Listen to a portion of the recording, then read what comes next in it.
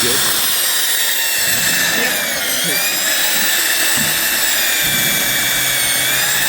I'm gonna get, what you always want to do is work ahead of it.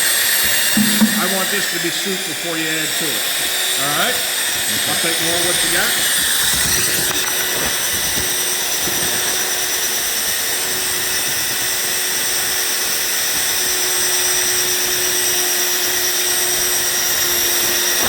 A little bit left.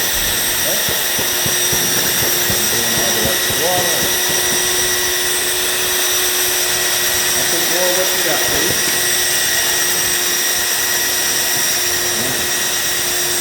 100%. Yeah.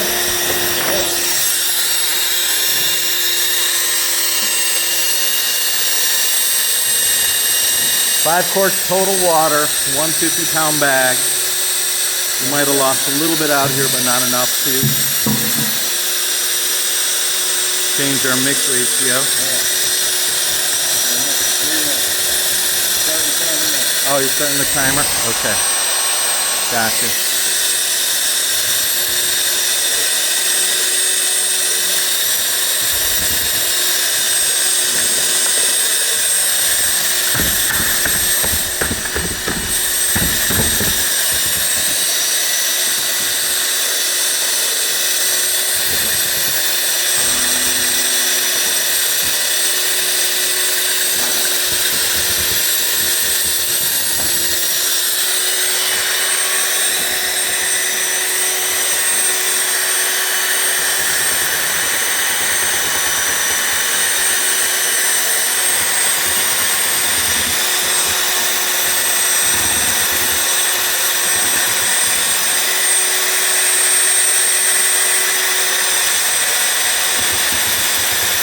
Do you always like starting with water and then add product? Okay. Do you always like starting with water? You have to. If you put powder in the bottom of the bucket first, you're always going to get dry powder in the corners of the bucket. So usually you want to put 50 to 70% of your water in the bucket first, add powder, always stay ahead of it. Last thing you should put in there is powder. I mean, we have some water filters, but this being a self-weathering material, I knew I'm always going to be ahead of it. But we're using like a vertical overhead material. Last thing you're adding to it is the powder. What little powder you have left in the bag. You always need to stay ahead of it. Stay ahead with the water. Or you're going to be fighting it from the beginning. Gotcha. Because, you know, those materials are a little bit stiffer. Yeah. So always have the water in the bucket.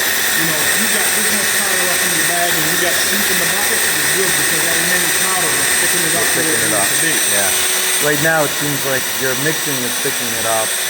If that, it's really not even Yeah, getting thick. I knew I was going to have an issue. Yeah. I knew what the product's going to be in the bucket.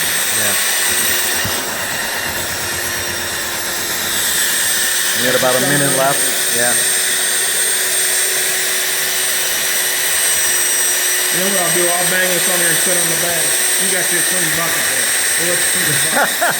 They can have the bucket. I don't care. You're good.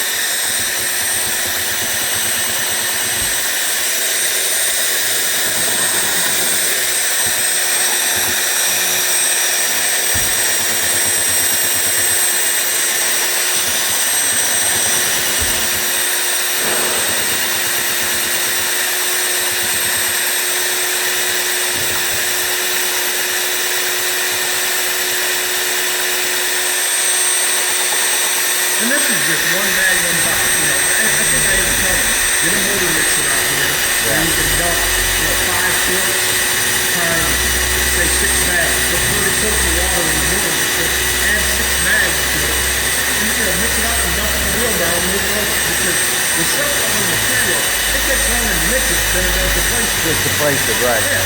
So give the guys who are placing it some material to work with. Yeah. And it's 14 left. Timer's up. All right. Alright, so what I'm going to do now is I'm going to set that right there, and I'm just going to start a timer and stopwatch. I'm just going to go and let that run. Okay.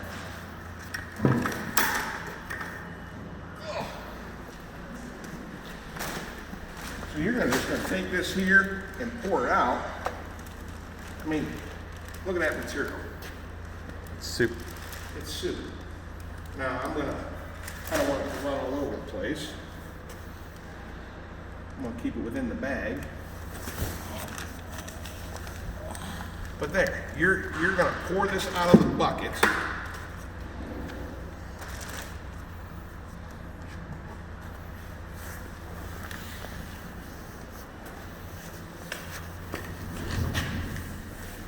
And you're going to take the gauge rigs, you know, and set your depth. I don't think it's going to, I'll keep it with the bag. But this is what you're going to do. You got one guy mixing or transporting material, you know, a guy mixing, running the mixer, guy running the wheelbarrow back and forth, and you got maybe one or two guys out spreading this material around. But see, you move it, pick it up. It heals. It heals instantly. Yeah. And this is what they said they weren't getting, but I mean, it's the same material. We just pulled it off that pallet. Pull it off the pallet. Yeah. And you know, we're going to sit here. Hey. Hey, there's Carmen. I'm going to just let that sit there. And the stopwatch over here, we're at about a minute and a half so far. But I'm just going to let this go. And after 10 minutes, I'm going to run that back through that material. Because if you don't have that dumped out and spread out in 5 to 10 minutes, you ain't making any money. Yeah. Well, yeah, that pail should be gone. It would be gone if we were in a bigger space right now. Yeah. Yeah, so you're on to the next. And if you're doing 3 to 6 bags at a time, they can't mix as fast as you can place. No, that's right. Because you need 3 minutes to mix it. Yeah, I need to mix it for 3 minutes. But, you know, we've dumped out, my wheelbarrow's going back to the mixer. After the mixer's emptied out, your mixing guy's already adding the water. As soon as he empties the mixer out, he's dumping the next batch of water in and starting the bags. Right. Because that wheelbarrow's going to the placement site, dumping out, Yeah. and running back to it.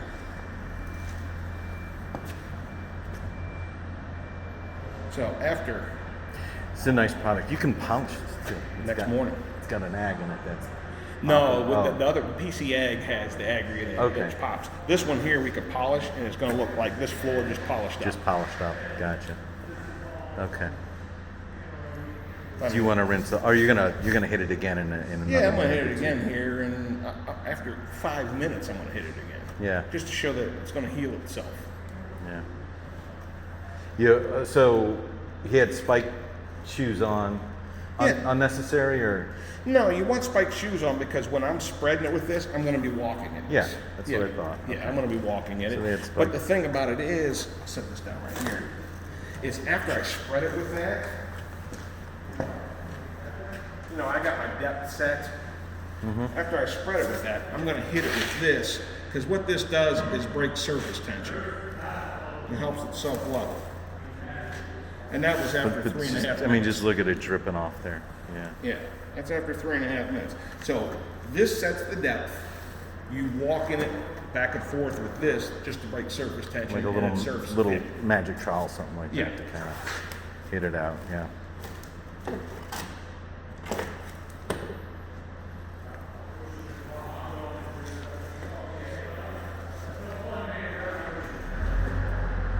So right now it's 4 minutes old. Yeah. Yeah, it should be good. Like I said, it's not tomorrow on exactly where I'm at. And then proof with that. That's what we're doing. Thanks, buddy. How's it going? Good, how you doing? Good to see you. See you again. How's it going? Good. How are you doing? Good. We're watching this, just doing a little demo for the Dolphin Ball dudes, you know, so they see how it's flowing, how it's finishing, how to set the gauge, rake, come over top of it, Yeah. break some tension on it. Apparently they struggled with the math. And I'm like, self-leveling material is soup. How do you struggle with it? 5 quarts of water per bag, and it's like soup. It just flows through really nice. So we stopped mixing 5 minutes ago, and I think you dump it out. The gauge rig here sets your depth. Go around, bump it around with that, and then you hit it with what we call a smoother. That breaks surface tension, lets it do its leveling up. So it's been over 5 minutes, Jim. I'm gonna hit it again with the rake. Sure. So he initially hit it with that rake. That sets the depth. Yeah, so but he's going to just show that it's you workable. set these skis to your depth of how much material you need. And the more thickness I got, the more it's going to self-level. I mean, this material right down here is... We got nothing. There's no material. Because we're but flat. See that, Jim? Yeah. It's still... It's still moving. You're still getting your drips. Like it's going to take a while for this to dry up. Yeah. 50 minutes is the initial set time. Yeah. We were here at 10, but that's what I heard Friday. Is that I wasn't here Friday. I wish Yeah. I was. They said it was taking off real fast. I don't know how. so? And again, I wasn't here for it. I would say that we didn't have the right water ratio to the material. That's the only way it's taking off. Because this bucket has been sitting in the pail now for 6 minutes. And Not to create a mess, but you could still pour that. It's still soup in the bucket. I don't know what they did, but this is what product would train with. It's a great product. That's why we liked this right from the rip. Easy to use, easy to place. As you can see, they could bring a pump if they wanted to do their whole floor. One guy mixing, and the pump could just go at it. And then you have a couple guys finishing it. I've seen, we did a large warehouse with a product like this. It was probably twice this size. It took 2 days. So, I mean, start to finish. Prepped, cleaned it. They were pumping by the afternoon. The next day they had finished up. So the thing that you got to remember too with this material is you must honor joints. So You must what? you must honor all existing joints. Because you're on an elevated deck. If this Yeah. thing's going to move and crack, this base concrete's going to crack, and it's going to move on these joints, and then Yeah. it's just going to reflect up through the topping. Yeah, it's going to reflect. Other than that, we did a really nice epoxy with a sand broadcast, which gave you that grit for this to bite into. You could polish this. Your epoxy guy coming through next, he could grind it if he wants, and then put epoxy on. Whatever he needs to do. It's a great product for him to do it with. But it's super easy to work with. So much so that I came out. I am not the guy to do this stuff. But when I got this, I told Dale, I'm going out Monday morning. He goes, well, I'll come along with you. This was my idea to do this, just to make sure the material was good. Yeah. Now, would it be different plastic versus like that product being on concrete, or should it not? No, matter? because what they're doing, part of it, is they're priming with epoxy and putting the sand on it. And so that epoxy, I mean, the material's going to slide. There's no water being absorbed into the concrete. Yeah. Because they got that epoxy on there, the It's sand. sand. And the core sand is what this is actually physically sticking to. The epoxy is sealing this floor. That way, all the moisture and all that stays in the product. Yeah. Do you remember when we talked about that the one time about putting epoxy down and it capping everything? And we were kind of concerned, but the architect said, why bother? We're going to put epoxy anyways down. The only thing I can think of, Dale, what if they didn't, if they over broadcast and didn't take the sand back? You would have puddles of sand, and when you're dumping this material on there, you would have physically see sand move. So, Okay. They shot back to that. Shot and I back. They did. physically Good. seen that. Yeah, Perfect. That I did Perfect. see because I actually Great walked prep. on it Thursday when they got done. Good prep, And that then. product was just like this. Like you didn't see no sand. Just had grit. Yeah. Just had Yeah, grit. they did that. Good. Actually, I was like, man, they should just leave the floor like that. It looked kind of cool. Right. They put an epoxy over that. right, I think that looked like a clear epoxy. It's a heavy sand too. Mm-hmm. So, Yeah, we use it on highways It'd be definitely to. non-slip, but They'll put an epoxy down on a highway to restoration, and that's what goes on top of it so that you can drive on it, right? It's a gritty sand. Yeah. sorry, I'm admiring professional work because I've been finishing my basement. So over the past couple months, I think I've become, I don't want to say I've become a pro at taping and mudding, but I'm just sitting here admiring someone else's work. So we're almost at 15 minutes in. 3 minutes was mixing, maybe 4, so at least a solid 10. This has been, it's hitting 10 minutes right now. Yeah. Of this pail physically being mixed. Right. So we started this 10 minutes. process 14 minutes ago, 15 minutes ago. 10 minutes. And all you're doing here is kind of smoothing it, breaking tension. Yeah, I'm just And then- showing that it's still moving. It's after 10 moving, minutes. not only that, it's healing, right? So It's all healing. those dribbles just kind of healed themselves. Yep. And this is what makes it so nice, is that you just get this nice little smooth finish. It's not perfectly smooth, but you got a coating going on. Yeah, you You shouldn't can ever see a have little ripple in there, Yeah, but you shouldn't have to go back and trowel this. You don't.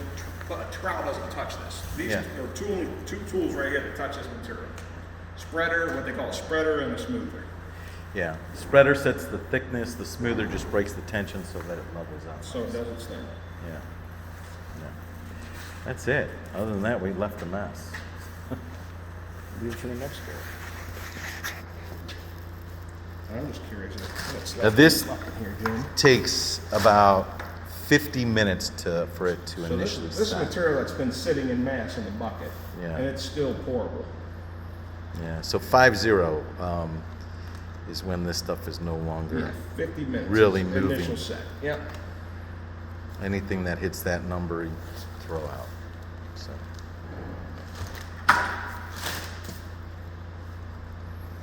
all right, there's the whole bag.